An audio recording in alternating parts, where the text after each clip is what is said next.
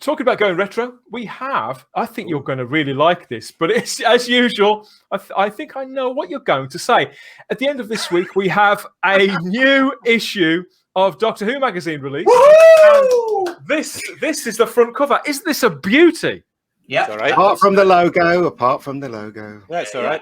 We can't have that disclaimer every time we put it on screen. That retro Dalek, Dan, isn't that from the collection that we talked about on Friday? It certainly is. There we have. That was a plug. That was a plug, Dan. That was a plug. Yes. Yeah, well, we will talk about that in a moment. Yes, this is the new issue of Doctor Who magazine, and their feature article seems to be an interview with renowned. It says in the blurb, renowned Doctor Who illustrators. Now, I know one of them he's a really nice guy. It's Colin Howard, who worked on a lot of stuff. Doctor Who calendars, Doctor Who books. This guy, I'm sure he won't mind me saying, he's been around quite a while. So I don't know who else is it. Sorry, Colin, but yeah, by your own admission. Yes, so whilst Colin is in there, who knows who else is? But I just thought this cover is the perfect blending, as fantastic. You rightly said. And the Dalek at the front is directly copied from, I think it's the Dalek World book, right. Which is the one with the orange cover from the 60s, literally down to the eye stalkers in the correct position as well. And they've got the little roll of sellotape down the front between the two appendages at the front. It's great. It's a really good piece of artwork. I fear that the interior will not be quite so exciting. I'm looking at things like dinosaurs on a spaceship on there, and my heart is sinking. I've forgotten about that episode. But we'd all forgotten about that episode. You may keep the faith burning, because we also have in this issue of Doctor Who magazine, John Lloyd discusses. Now that's the comedy writer, isn't it? Comedy writer and producer John Lloyd. He works with Douglas Adams a lot. Yeah, in this issue, he discusses his never-realised 1979 Doctor Who serial, The Doomsday Contract. So he talks about that in there. That could be good. Okay. There's also new CGI images recreating sets from the moon base. Yeah, I'm not quite certain about that. What is the point of that? I'm not no idea. No idea. Well, I know. I know what will sell you. This will get you, Simon. This will definitely get you renewing that subscription. A full interview with the guy who plays Jack Robertson, Chris Noth, in the Chris Chibnall, Jodie Whittaker era. Oh, I think I will. Who you're talking about? Yeah, I think I'll burn it rather than buy it. Sold to the man whose hair is still not blue. Yes, you've got him. Yes, we have. Yes, so I think that, as usual, of course, Doctor Who is off the TV, and they're leaning heavily into the classic artwork, basically, aren't they? You know, it's. We don't see Miss Whittaker anywhere near the front cover when they can avoid it, really. So fair play. I'm not going to knock them for that. That's out this Thursday, March the 4th. Well, good luck to them. He's still my beating heart. Over to another bit of merch. Get this. I don't know if any of you have got some birthdays coming up, or for a loved one maybe. And we've got I've got a birthday. There's a new range, and I tell you what, you're going to love. Dan, I know. So have you. No, keep down about that. You're gonna love this. Check it out. Greetings. It has been prepared. That's brilliant. Absolutely brilliant. I think that is the season 18 scarf, isn't it, Simon? I get that. Yeah, ish. Enough. It is, yeah. No, it's not. The season 18 scarf was burgundy and purple. Well, that's what I'm saying. It's ish. Right. It has got purple in. The season 18 scarf has got purple in and burgundy, and so it's good meaning. Yeah, it's good meaning. Yeah. Well, what's that I hear? Oh, it's a barrel being scraped. It's part of a whole range of new greetings cards and homeware coming out connected with Doctor Who, and coasters and all that sort of thing. What does it in the card? Heaven knows. It probably says. Oh no, I can't say that. I was going to say something we were told the other day. I can't tell that story. It'll probably end me up in court. I'll tell you after. I'll tell Simon and JT. I'll tell you later. Remember that story that Keith told us the other day? I won't say that. So is this official, Dan? Is this kind of official BBC merchandise? It's official BBC licensed merchandise. Yeah. Really? I heard that they were bringing out yet another range of homeware. So how many sonic screwdriver spatulas you can get, I don't know. But, it's... and they're calling it... It's very oblique, this, isn't it? They're fighting very, hard. Very oblique. It does look like... I just think only uber Doctor Who fans would get that. Yep, it's true. But that's a nice not sure card who to it send would to appeal somebody to. who's about to... You can send that card to somebody who's about to pop the clogs.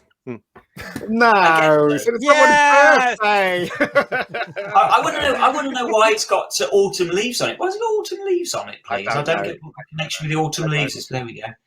Send it to Clearly. someone that's all white with Well, with remember no when hair he in fell, his face. Simon? When he fell, he landed in the leaves, didn't he? Underneath Oh, the... indeed. Oh, right, That's, okay. That's one of the reasons why I equated it with season 18 and Legopolis. Mm. Yeah. Well, it is because it's the line. Yeah, it's obviously the line from Legopolis, but it just seems a bit random. I'm not sure as I can see many people buying it for Doctor Who fans, because if you're not a Doctor Who fan, you wouldn't know that it's a Doctor Who card. If you see what I mean. What was his last line? What was Tom's last line before The he moment went? has been prepared for. Yeah, it's Yeah. that one. It's yeah. the end, but the moment's been Classic. prepared for. And that's it. So it's on there. Yeah, Oh, I didn't know that. It is. We do have Starry-Eyed Girl in the chat. I think she sounds like she's got a sore throat and she's not feeling great. But you get well soon, yeah. Sarah. Yeah, she's Get busy yourself sucking a straight. fisherman's friend right now. Oh dear. Trust JT to come out with something like that. Helps the throat. Huge Matt Smith fan. Vanessa says, even I can't defend dinosaurs on a spaceship. And Sadako says they have mixed feelings about Legopolis. Oh, dear. you have mixed feelings about Legopolis. I can't believe it. We've got somebody called JT's Pants of Steel here. You ham-fisted Bond vendor. Farewell card. And yes, Sarah says she does indeed have some Baileys. It's like from one mainstay of from one mainstay of Type 40 to another. It wouldn't be a Type 40 live in the current climate of uncertainty, yet borderline excitement. We can't really commit just yet, can we? Without our pick of who is out there, whose name is out there as a possible Doctor number 14 It's at JT. the moment. Male or female, British or American? What's it going to be this time? Well, here we have. Here's the answer. It is the British actor Tom Rosenthal. Is the Doctor. Really? This Never week, according to the Daily Express. Now, Tom's name was everywhere when Peter Capaldi left.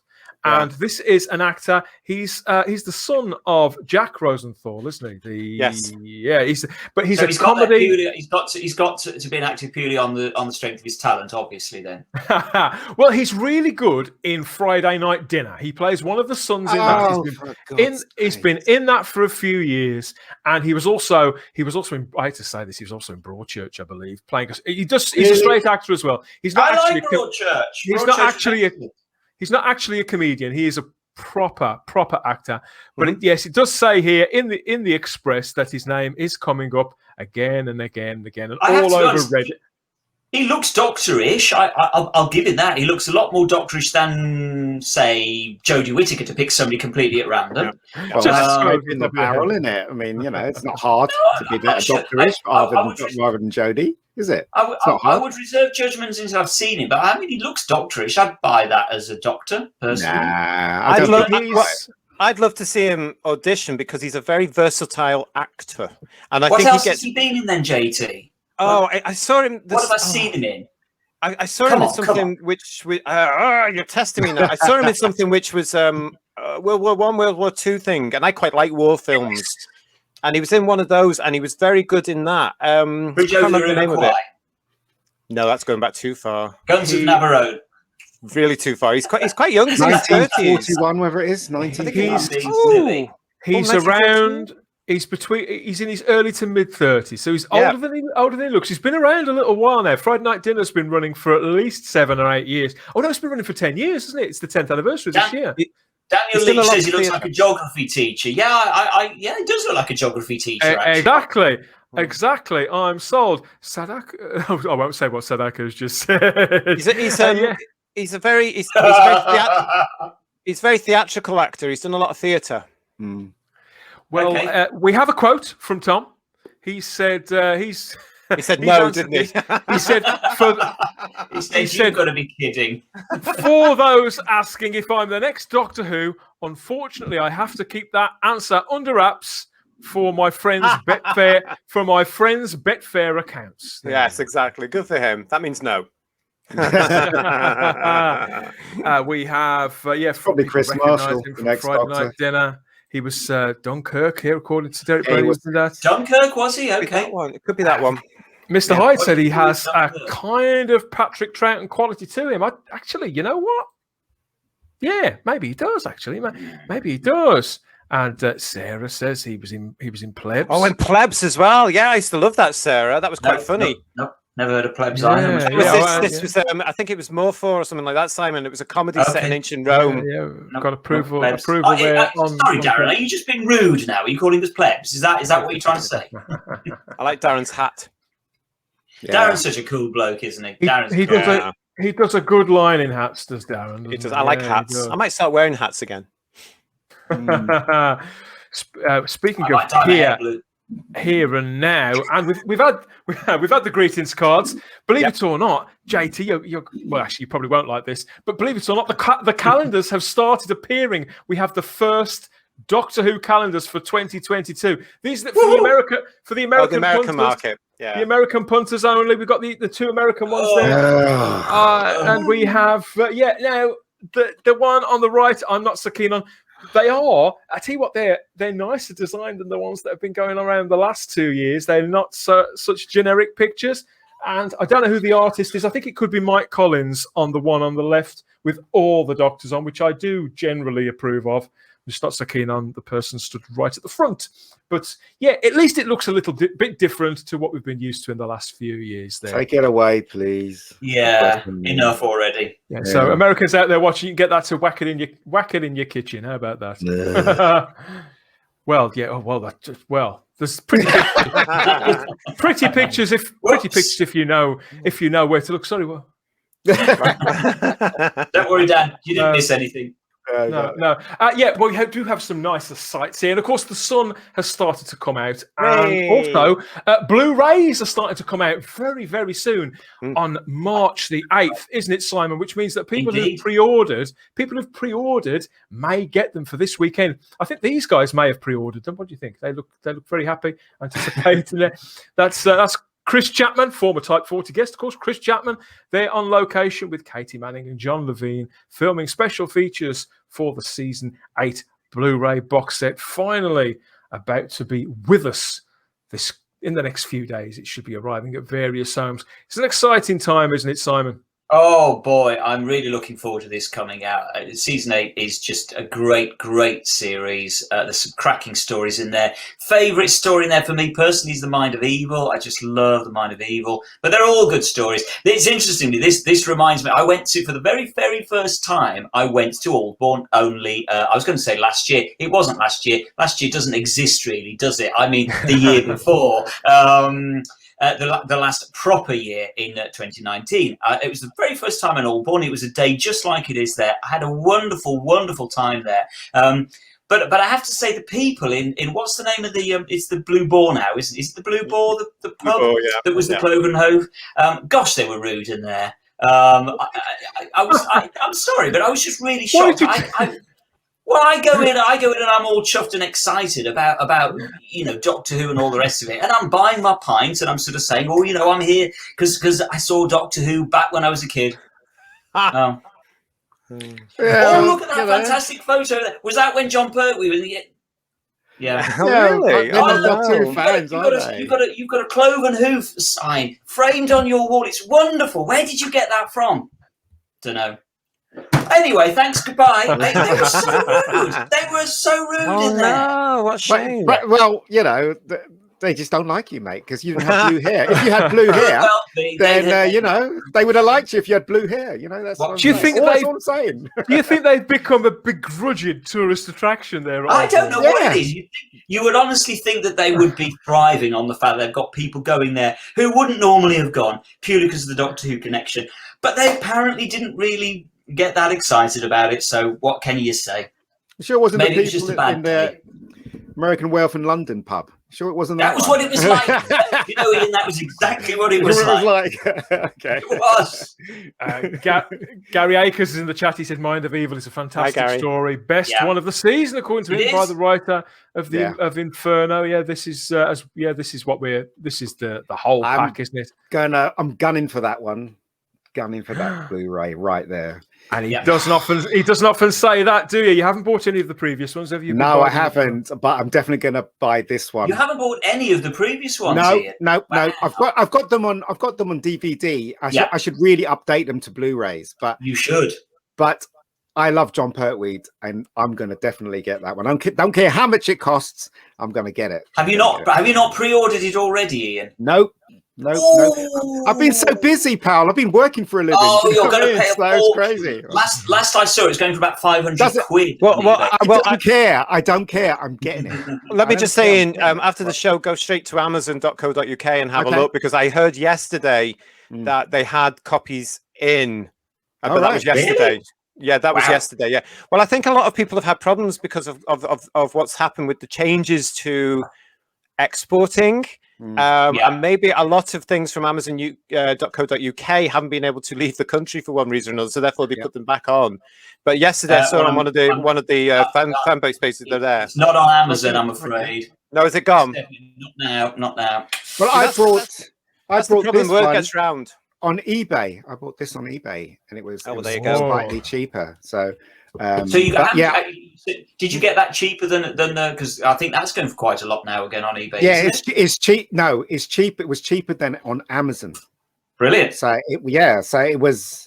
I can't remember how much it cost, but it was much cheaper than Amazon. So that's why I brought it on eBay. So nice one. There you go. Yeah. Well done, because it has sold out. We've also got, since we last talked about it, Simon, well, we're going to go quite deep into the season 8 box set on the next edition of Type 40 with our very special guest. I think we can tell people who the guest is going to be now. We've got Richard Molesworth back on the show on the next episode of Type 40. That'll be episode 77.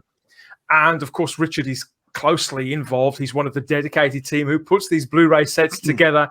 So he sort of opens the door a little bit just for us about how this set has come to being during the pandemic, some of the logistics surrounding it, the general way in which these releases get from the spark of the idea of the features onto our shelves. It's fascinating conversation, even if we say so ourselves, isn't it, Simon? Well, yes, I think Richard is probably more fascinating than we are, in all honesty. Although the one thing that I still want to know the answer on is, and we didn't quite manage to draw him on this one. I'm still intrigued as to why there's 2 different versions of Colony in Space in there. Kind of an old version that was previously remastered, and now the new version that is newly remastered. I'm still not entirely convinced that it needs 2 versions of Colony in Space of all things, which is by far the weakest story, I think, in the whole set. It's a bit of a dud, Colony in Space, for me personally. What a great picture. What a great picture. It is. The very last thing they release are confirmation of the PDF content. Everything that goes on these releases. You say there's 2,614 pages worth of PDF content. If you get a closer look there, there's all the camera scripts, production document archives, radio times, material, story breakdowns for proto versions of these stories. But you also get in this set the 1971 Kellogg's Sugar Smacks Doctor Who promotion, 28 pages worth of that. Yes, Ian, you can't wait, can you? I can't. The Nestle promotion, Doctor Who fights Master Plan Q. You get 43 pages worth of that, and the whole of the Doctor Who 1971 annual. Incredible achievement of putting these together. And Richard tells us not all about it, but enough about it to power a good 90 minutes worth of conversation on the next Type 40. But if you're looking forward to this release as much as we are. Yeah, Ian, I'm glad you finally pulled the trigger on one of these. Right. Yeah. Well, I listen, seriously, I don't care how much it costs. I'm getting it. I'm definitely getting it. I've been watching them on DVD. So because they've upscaled it, haven't they? They've used that AI thing. And so it looks great. This is why, Ian, if you can manage to track down the other Blu-ray box sets, they're well worth it. The quality on them is just phenomenal. It's as good as I think you're ever going to see it. That's for sure. Okay. So I don't think you'll be disappointed. That's all I will say. Well, as I said, I've been really busy with work. Unfortunately for me, everybody's lost their jobs because of the pandemic and stuff like that. But for me, I've been working almost every day last year and working almost every day beginning of this year, which is crazy when I think about it. But so I'm fortunate, as I said. But what it does is it takes time away from Doctor Who and stuff that I love, but I can find time buying that one. At least you've been earning the money in the last year so that you can afford to go buy it. Exactly. I don't care how much it costs. All right, I want £1,000 for this. Fine, done. Just give me it. Do you want to see another Pertwee era goodie, another 1971 goodie? Sure. Yeah. Check this out.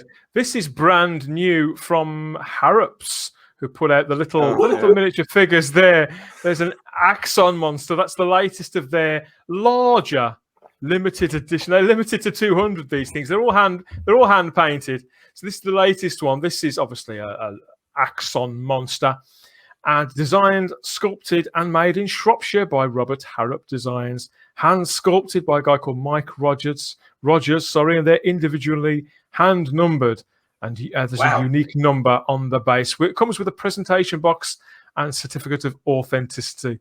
That's a nice thing to have next to your box set there. I can't remember how much these retail at. They're usually about 30, 40 quid, aren't they? I've never even heard of these before. These are entirely new to me, Harrops. And then you should see. Be new to JT as well.